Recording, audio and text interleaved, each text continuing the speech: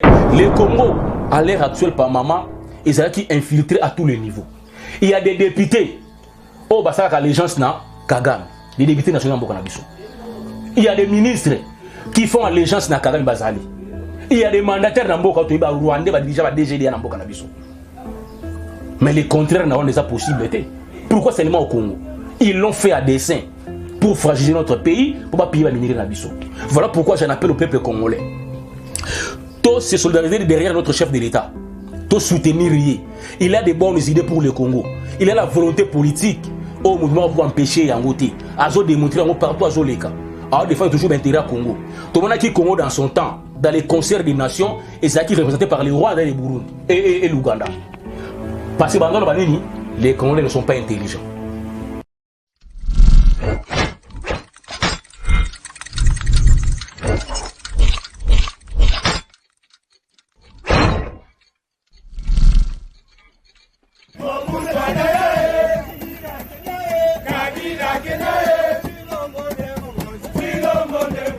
Bonjour, bonsoir, Bandeko Balanda, Tinka Télévision. Merci, Bandeko Balanda. Aujourd'hui, vraiment, Libako Yakoyamba Basangona Busso. Merci à partager, peut liker vraiment. Comme d'habitude, Bandeko Balandi, bon continuer comme ça la confiance na Tinka Télévision. Et si quand on met ça, quand il y a une analyse, et tel vraiment ya kitoko, bon partager, bon liker, bon consommer vraiment intégralité. Il y a une émission comme ça la kitoko makasi. Moi, l'autre zalina moi l'amboka président Marseille. Je crois et je vraiment moi Nicolas Belé tout mon intermétozaline a trop me kako panzante que te ko cela pour la marmita limboka. Na kopese mbote mon amboka. Mbote madame la journaliste. Ça on est mon amboka. En tout cas, tous malamu nangolo nzambe, tous les sous ensemble, to partager ma soleta limboka na biso, ils ont préoccupé biso au plus haut niveau. Vraiment. Merci mon amboka ba mbote na raison a toujours ba boss na combat papi qui na raison qui sombe. Mon vieux Luka Lucas Jésus na 4 salons ba mbote si ke zwamio.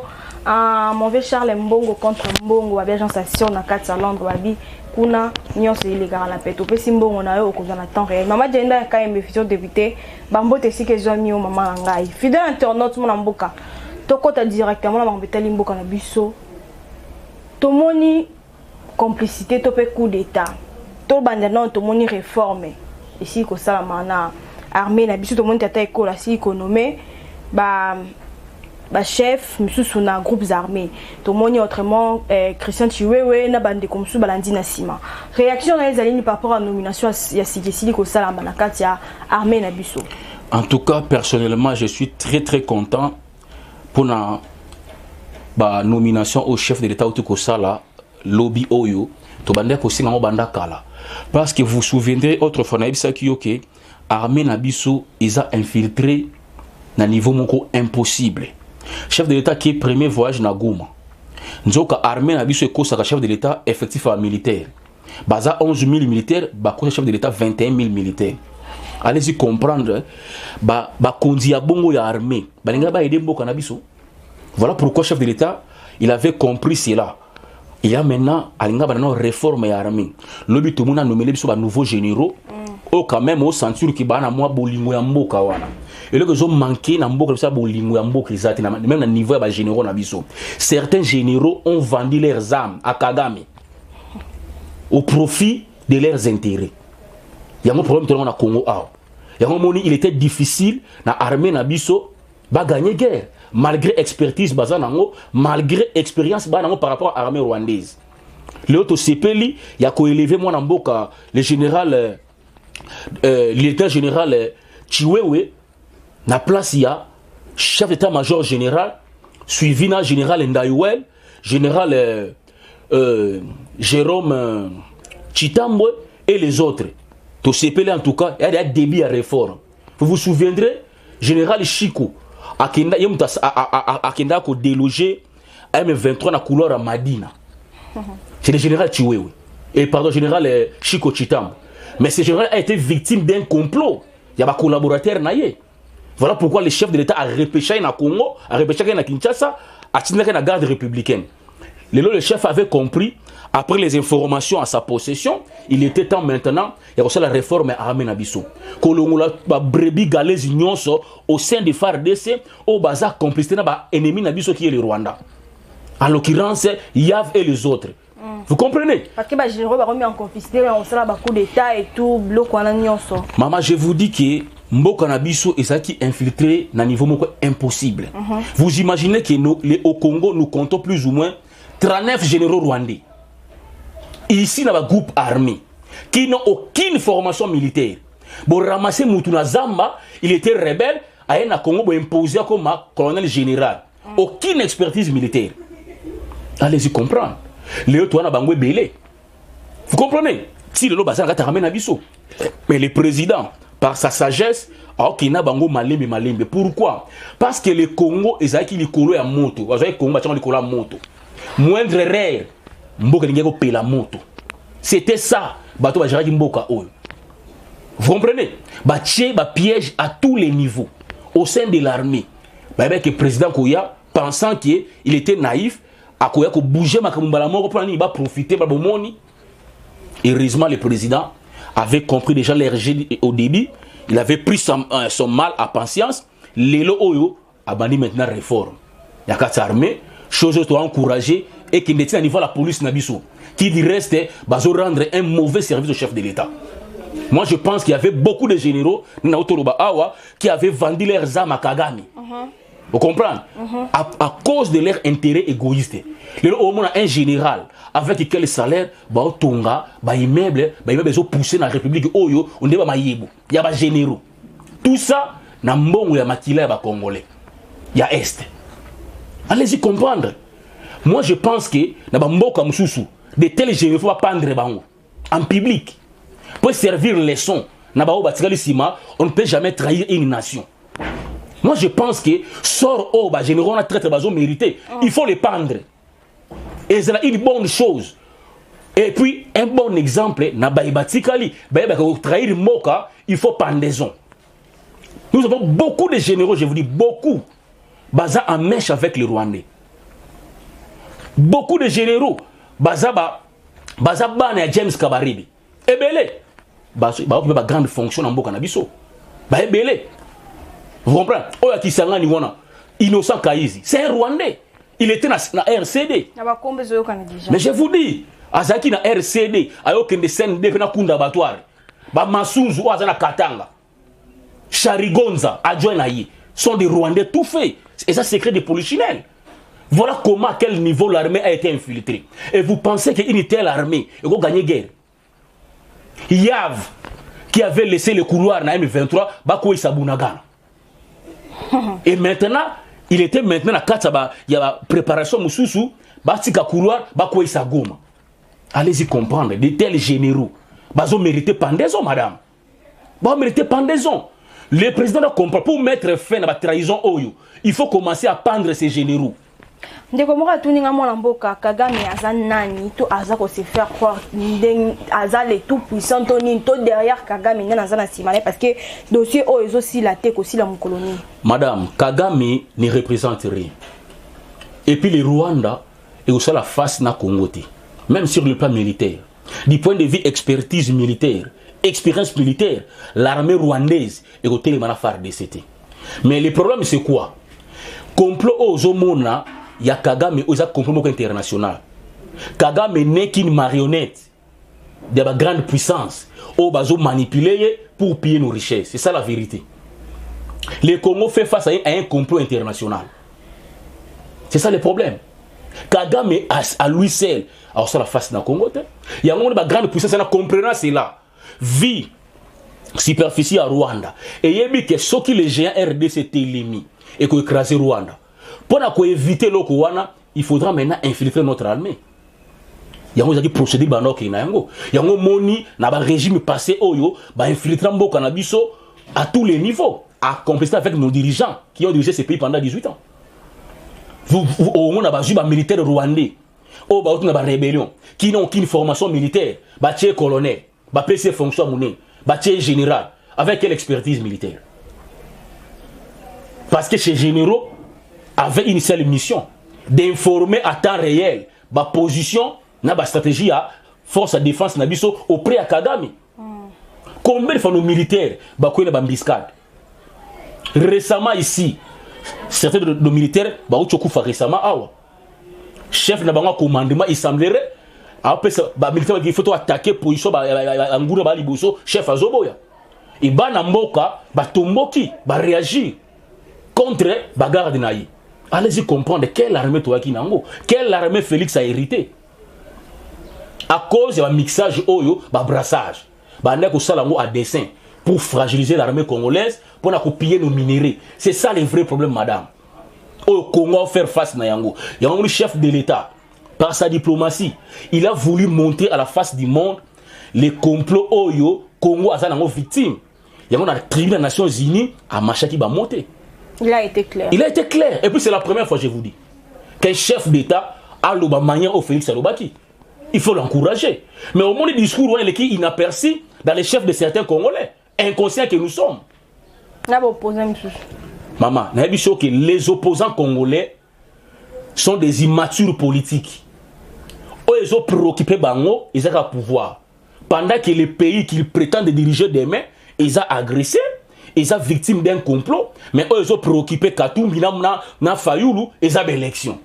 Voilà l'immaturité politique. Ailleurs, nous avons vu, l'Ukraine est agressée. Nous voyons des opposants quitter leur pays et exil. Bazomi na mboka. Pour la Kobunda, derrière, chef d'État na pour la Union, Kobunda na Monguna Libanda. Mais chez nous ici, ils pensent que le problème, il y a complot Oyo, c'est l'affaire de Tshisekedi Sel. Bazo rêvé. Tshisekedi l'a hérité. Lobby, il passera et ils vont diriger le Congo. Ils feront face au même complot. C'est ça l'immaturité politique. Il y a des opposants congolais. C'est ça le problème. Voilà pourquoi j'avais dit que les opposants wana, ils n'ont aucune vision pour le Congo. Ils n'ont aucune vision. Ils ont préoccupé Bango, venir piller nos minéraux, brader nos minéraux auprès de leur père. C'est ça le problème. Tshisekedi a démontré la face du monde. Il y a un rapport. Et MONUSCO Sali est confirmé maintenant après 20 ans que réellement c'est le Rwanda qui agresse la RDC. Mais tu as vu quel opposant à l'Obéliango? Silence radio. Allez-y comprendre. Pourquoi madame? Parce que Bango de Baparé na Bango. Je vous dis, ça me fait des fois très mal de voir cette minorité courir derrière ce soi-disant politiciens. Pourquoi? C'est ça l'inconscience.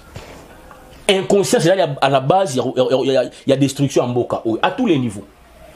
Certains dirigeants sont des inconscients. Ils vont confondre la chose publique et sa poche. Complicité, au cas qui pèse le président africain, sous au bazali na kati, bazali ko semi ba désordre, to bazali ko fungula ba porte pour que ba koti ça ben filtrer na kati mboka na biso. Réaction dans maman, moi, na loba qui bien avant au cours d'une émission que le chef de l'État a ça la confiance dans le président africain. Tu sais pourquoi? Parce que tous ces présidents africains sont des marionnettes des blancs. Peu importe la bonne volonté de lorsqu'on a coup de fil, on sale de l'autre côté. Nous avons suivi le chef de l'État, en France 24, à l'Obagini. L'armée kenyane est côté là-bas, na Bunagana. Mais qu'est-ce qui a fait que va changer Niniwana?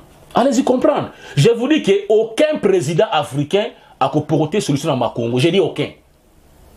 Même toutes ces forces qui sont Mboka na biso et l'autre côté. Tous en abino a.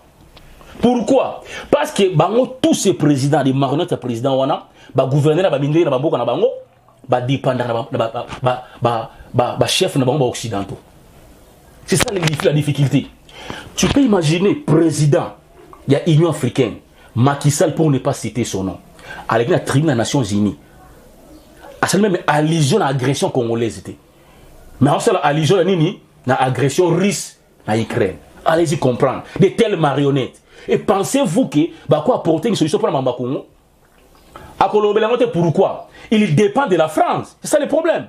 Or, la France, elle n'y fait féliciter. Parce que l'intérêt dans le Congo va retrouver en côté. Voilà. Le président polonais, il n'est pas africain. Mais tel comment il avait martelé pour l'agression congolaise. Mais et même les Africains, personne à l'Obéliango. Le président Chine, ils soutenir Bisso et le but qu'ils ont après qu'on soutenir. C'est ce que je vous dis, maman. Il y a un dit ok, n'attendons rien, il y a Sika, il y a Sika, na ba force wana régionale, ba ça et le côté. Je vous dis, je sais de quoi je parle. Parce que le complot est international. Bango, tu as président, il y a une grande puissance, il y a une injonction. Je vous dis, peu importe la bonne volonté, comment imaginer? Le Congo a ratifié la charte des Nations Unies, la charte régionale et Afrique. Mais le Congo est agressé par l'un de vos membres. Personne n'en parle. Même le président lui-même, il y a l'Union africaine, jamais à l'obéir. Mais à quoi bon de faire partie d'une organisation internationale et puis régionale? À quoi bon? C'est pour vous dire que ce complot-là est international. Je vous dis, moi je ne suis pas contre la force régionale, mais il faut apporter solution.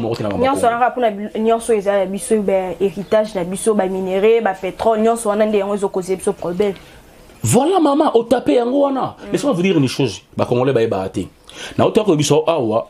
Le Congo est considéré comme un bien sans maître. Parce que nous avons étudié l'histoire. Congo est bien privé à roi Léopold II. Tu peux être une histoire. Tango bazu Congo, ba pesi yango Belgique comme yenda tika neti sentinelle na yango. Yango mona kama Congo. Tous les grandes puissances wala bazana mo à dire mamba Congo. C'est pour vous dire que par rapport à sa position géostratégique, le Congo est considéré comme un bien sans maître. Mais là dans Brazzaville, lorsqu'il y a un problème politique, c'est la France qui prend le devant. Là dans Mali, là dans Côte d'Ivoire, lorsqu'il y a un problème politique, c'est la France. Pourquoi ailleurs c'est comme ça, mais dans le Congo, il faut que toutes ces grandes puissances baloba. Voilà pourquoi les Congolais photo là mon complot. Parce que le Congo est considéré comme un bien sans maître. Tout le monde a droit au chapitre dans le Congo. Vous vous souvenez à l'époque de Mobutu, Mbongo ya Zaïre Tonga Liban. Ba imposant Mobutu ko imposer. Ba zo Mobutu a Zaïre Tonga Liban. À chaque fois il y a une crise mondiale, Mbongo ba zo api na Congo RDC. Vous comprenez un peu ça? Mais maintenant, ce sont les Congolais qui se font totalement. Les chefs de l'État ont le courage à exploiter le gisement de pétrole en cannabis, soit bloc pétrolier, na 3 blocs gazés. Mais il y a un système de débat dans le monde. Pour nini? Parce que déjà, ces grandes puissances, si ba kabola yango déjà entre eux. Voilà. Tellement si ba kabola yango. Parce que si pour réfléchir comme on a dit ça. Ça soit nini, tout est éliminé. Vous comprenez? Ces richesses appartiennent aux Congolais. Vous comprenez? Ces blocs pétroliers appartiennent aux Congolais. Mais ils ont interdit à un État souverain d'exploiter les minerais, les blocs pétroliers et gazés. Allez-y comprendre, madame. C'est pour dire, pour maintenant confirmer, on a été dit pour nous considérer que le Congo est bien moko communautaire. Et c'est un Congolais. Yango wana moni chef de l'État nakata tribune wana abeta ki pe seteni loko wana alobi j'ai parcouru ba charte union sur régir le monde ni li par na moni place ba interdire à un État souverain à exploiter ses propres minéraux a répondre ki bango ça ba courage chef de l'État zo à niveau wana mais ba congolais ba zo comprendre karaté il fait ça pour ko éveiller comme ça peuple congolais va comprendre que non to télé pour faire bloc to faire échec na complot international. Mais des Congolais naïfs que nous sommes, inconscients que nous sommes, tous comprendre que le chef de l'État. Il a dit ça. Discours, va comprendre discours à l'obité. Mais il y a mon ambition, maman. C'est vraiment l'accent charte nini, où ils ont interdit à un État souverain exploiter les minéraux. Parce que le chef a été clair. Parce que ce qu'on a exploité en Congo, Congo a gagné plus de 420 milliards de dollars. On dit la taille, tipo yo. Congo. Parce que le Congo, la crise politique au Congo est profitera na bango. Les blancs, ces forces internationales, la stabilité politique na Congo. La stabilité politique na Congo, c'est ça le problème. Il y a un MONUSCO à chaque fois. Comme il a fait un mandat na bango, manipuler le groupe armé. Pour justifier le maintien na bango. Va prolonger mandat encore une année et il y a encore des guerres par-ci par-là. C'est ça pour justifier leur présence dans la sol nabiso. Maman, je vous dis, ce complot est tellement grand que les Congolais faut pas faire la mise. Tous un peu la tendance nabiso tout de côté. Total là, Oezali, la mère patrie, la RDC. qui souffrent aujourd'hui. Parce que Félix Aroleka. Félix Aroleka. En 2023. En 2023, on s'est demandé par maman. Na bilan largement positif, on a rebattre. Mais tout le monde peut opposer, va insister sur l'élection. Madame, na Congo, on exiger élection à délai et va respecter le délai constitutionnel. Madame, laissez-moi vous dire, les opposants ont besoin d'élection. Bah, quoi ça n'est bino. Fait on a besoin d'élection, t'as dit qu'on gagne, à échouer poussière, Katoum même. Oh, les autres préoccupés comme les alliés dialogue. C'est ça le problème.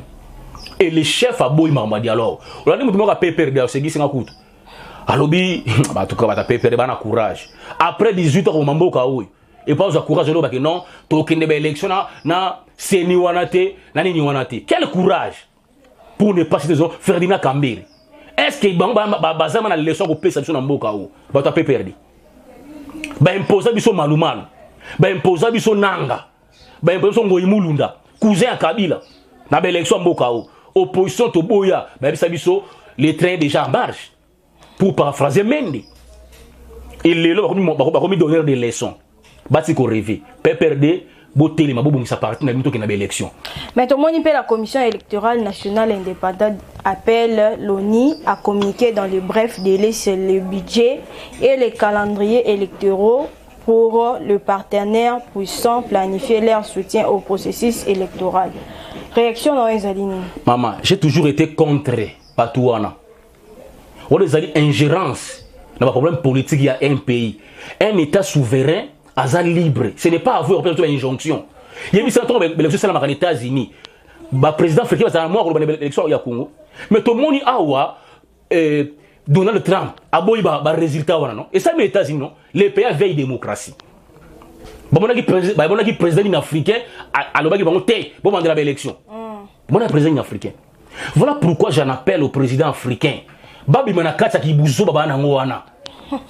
Les jours qu'ils vont comprendre ça, l'Afrique sera développée. C'est ça le problème. Tous ces présidents marionnettes, on a bamindele. Batelema.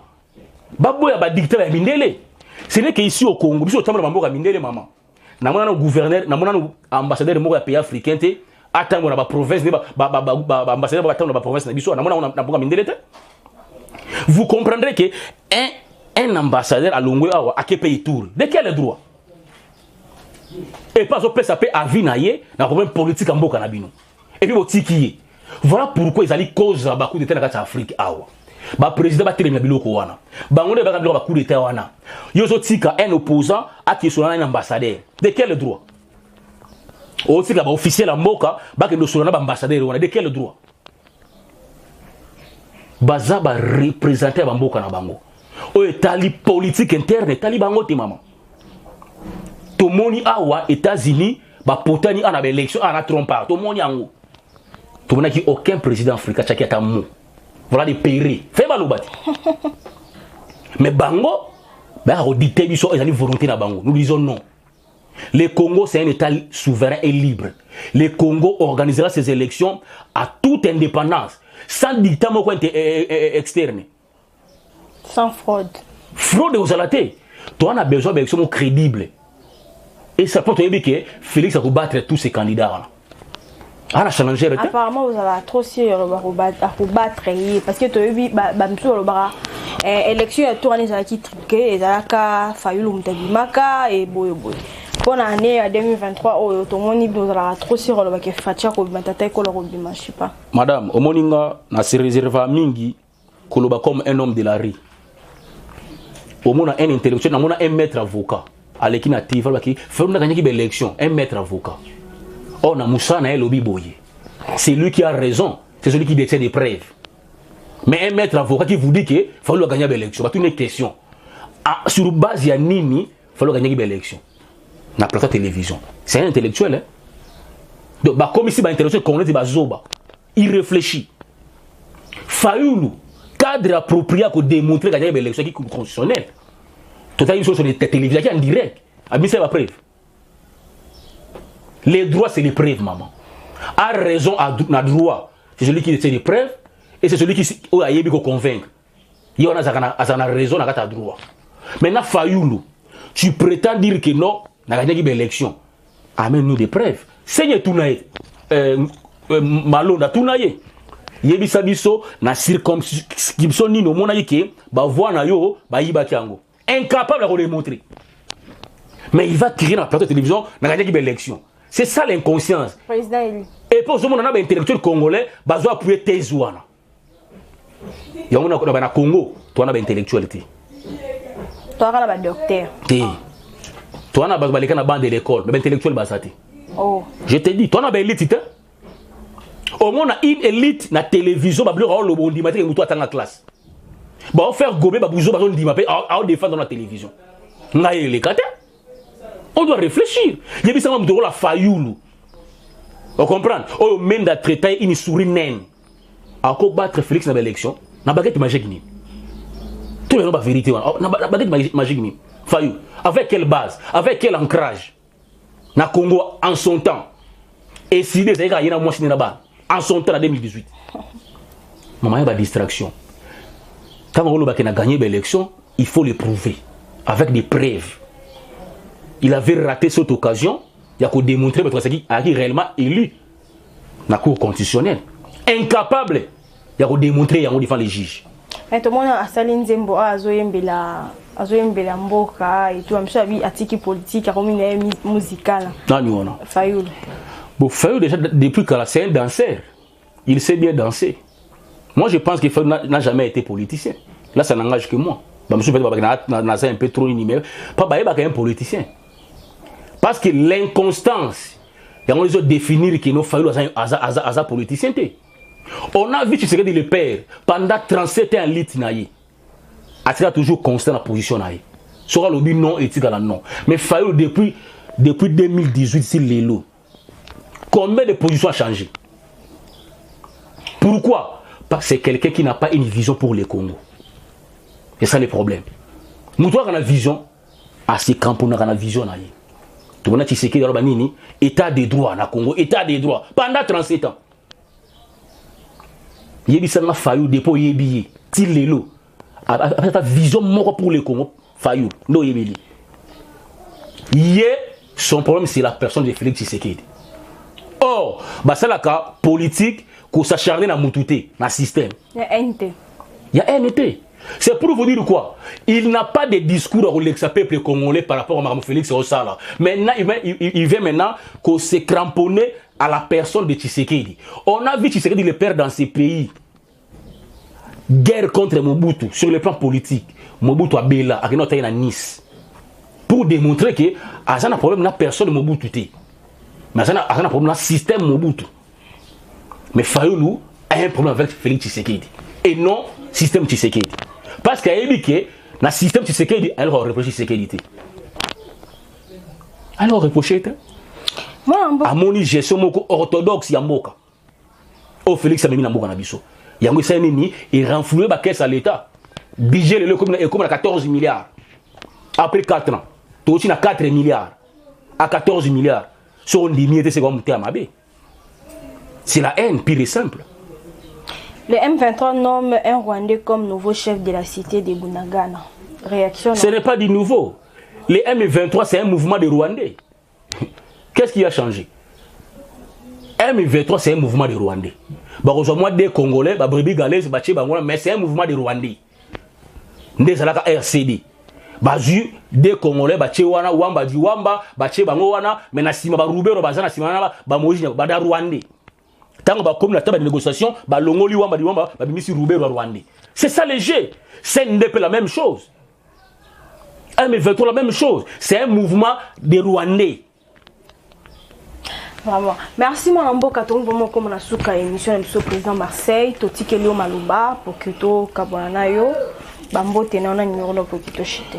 Avant d'abord pesa Bambote, nazo interpeller peuple congolais partout bazwami. Bande konanga boyebake Mboka na biso en danger. Le Congo est victime d'un complot international. Oyezo senga biso to meka un peu ko mettre de côté la tendance politique na biso pour sauver notre pays. Les lots ceux qui prétendent diriger notre pays demain, il faut pas mondial et liboso. Ils vont manipuler les pauvres au Rwanda na simawana. C'est une vérité à problème à Congo. Congo faire face à un complot international. Le président l'a si bien montré dans la tribune des Nations Unies. C'est la première fois un président à Congo a le courage et a cité nommément le Rwanda. A démontré que non, Congo est victime d'un complot à la face du monde. En tout cas, nous encourageons notre chef de l'État. Du reste, c'est les Congolais. Parce que le premier héritage, c'est le premier héritage que nous devons à tout prix défendre Yango au détriment de l'envahisseur Nabiso. Parce que le Rwanda et les forces qui sont derrière le Rwanda sont déterminées pour effacer le Congo. C'est à nous maintenant, peuple congolais, de se ranger derrière notre chef de l'État, de prêter main forte. Parce qu'à lui seul, on sait le logo moroté. Parce que vous pouvez imaginer un État souverain comme le nôtre, vous voyez, a exploité les minerais, exploité les blocs pétroliers, les minerais. Vous comprendrez dans que le Congo est considéré comme un bien sans maître. Si c'est la partage à Congo Kala par ses grandes puissances. Biso Raneti, le gouverneur. Il y a un moni bango. Bandé ko lukate Congolais de père et de mère à diriger Mboka Oy.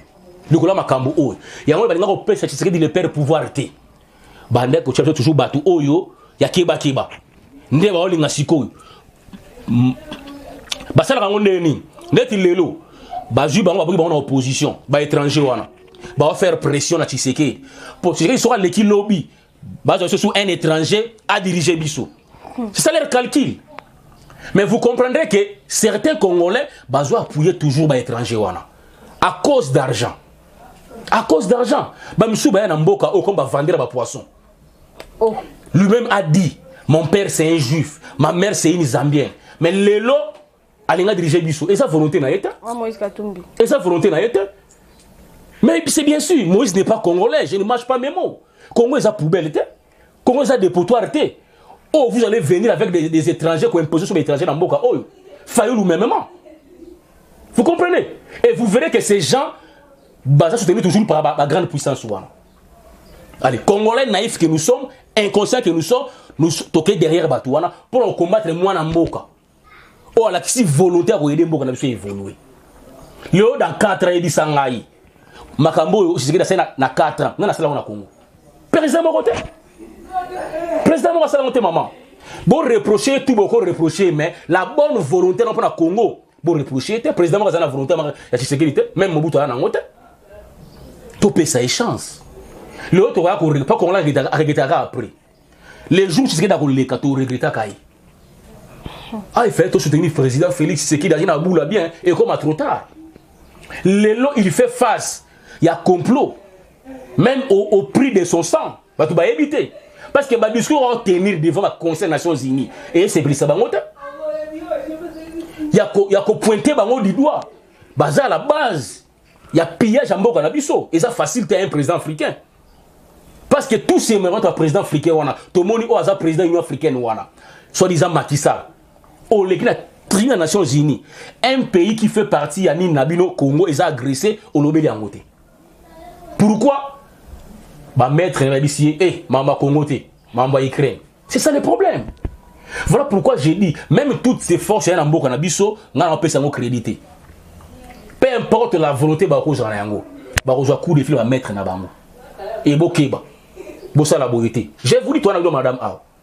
Il y a un président comprenant cela. On a formé l'armée Nabiso.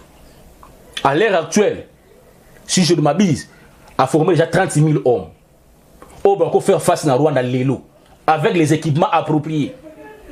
Les phares nécessaires à renverser Rwanda. Moment où tu allez. Mais Tala Mundele, à chaque fois, les Congolais ont levé option pour attaquer Rwanda. Président, bon négocier, pourquoi ils font ça? Mais lorsque les Rwandais agressent les Congos, ils ne vont pas négocier. Mais tant que le Congo il a des éléments et attaquer Rwanda, bengi Lorenzo, benga Tshisekedi, benga Kagame Bassoula, Macron aye.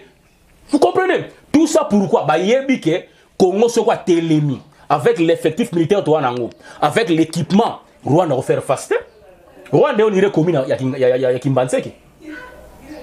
Même nous les civils de robot de la Rwanda bien. Voilà pourquoi Kagame et ses pairs jouer à la victimisation. na manipulation. Tal le baromo kangabatu na balabala. Soit des Rwandais. J'en appelle au peuple congolais. Ce kangi batouana, pour remettre les ballons à la police. Pourquoi les Rwandais et Kagame forcent les à la victimisation? Bah, on soit prétexte, t'as pas bon Rwandais. Si réellement ba Rwandais. Sauf kangi batouabongo, vous pouvez savoir qui des droits dans la police, la plus proche, police n'est à s'occuper na bango. Parce que les Rwandais ba fort nani na victimisation. Vous comprenez? Les Congo, à l'heure actuelle, par maman, ils sont infiltrés à tous les niveaux. Il y a des députés, oh, bah ça, allégeance na Kagame, les députés nationaux en Bokanabissou. Il y a des ministres qui font allégeance na Kagame Bazali. Il y a des mandataires dans Boka, Rwandais, déjà DGD dans Bokanabissou. Mais le contraire n'a pas possibilité. Pourquoi seulement au Congo? Ils l'ont fait à dessein pour fragiliser notre pays, pour ne pas payer la minerie Nabisso. Voilà pourquoi j'en appelle au peuple congolais. Tous se solidariser derrière notre chef de l'État. Tous soutenir. Il a des bonnes idées pour le Congo. Il a la volonté politique au mouvement pour empêcher Yangote. Azo démontrer partout à Zoleka. Alors défendre toujours l'intérêt au Congo. Tout le monde qui Congo dans son temps, dans les concerts des nations, et ça qui est représenté par les rois et les Burundi et l'Ouganda. Parce que les Congolais ne sont pas intelligents. Il faut Rwanda, un petit pays du Congo, alors il y a le Congo dans les Nations Unies. Mais aujourd'hui, tu sais qu'il dit, à Zomsi, qu'on a dans le concert des nations. La voix comme vous avez entendu dans le concert des nations. Et là, comme pays solution dans le monde.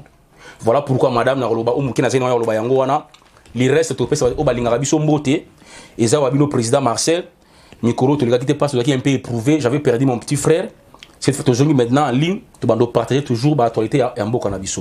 Merci. Bye. Président Marcel, numéro Nayo. Numéro Nayo, plus 243 81 52 99 123. Plus 243 81 52 99 123. Merci vraiment Mandeko Balandeko vraiment la souke émission émission. Merci na o panzaka basango na biso bolaika ka bokomantaka vraiment et ça la biso qui to makasi. Bon compter que vous avez vraiment branché Tindika télévision ne jamais déci. Pour ça la confiance du chef de l'État Félix Antoine Tshisekedi aux alliés de père et de mère de sang congolais. Merci na Mike Luzia de Zakina Sima caméra pe na réalisation vous êtes toujours na Mike Radio. Quant à moi vraiment tout le monde ani na Miko les Ali Koya. Bye bye.